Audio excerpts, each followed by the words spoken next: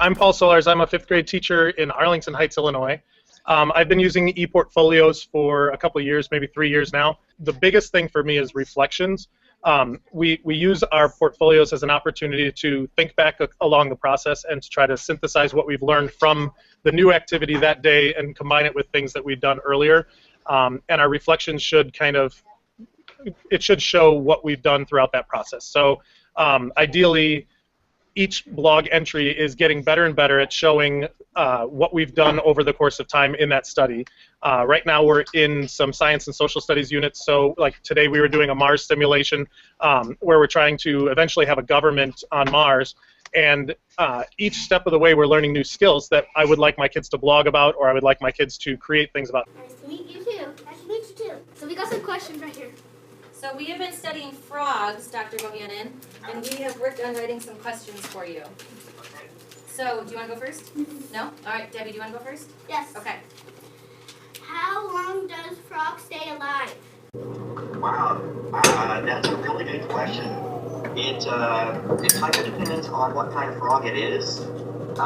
So, like little tree frogs, little tiny frogs, maybe just 3 to 5 years.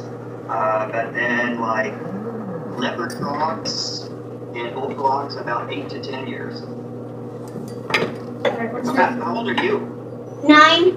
Okay, so they would be alive about the same length of time that you've been born. In 2012, we produced a set of workbooks actually for grade 4 to 6. And these, they're under a CC BY license, and they were also printed by our government for the whole country. And at that time, they were the only resources that were available. The publishing houses hadn't actually produced any yet, so these were the only resources that teachers had to draw on. And these were also collaboratively authored with a group of volunteers and some external authors.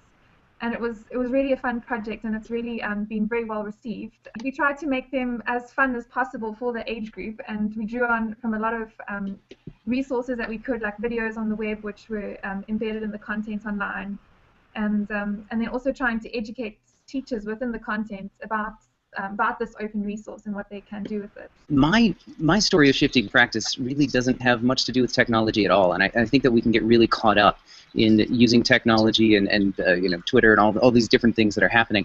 But it came out of my classroom.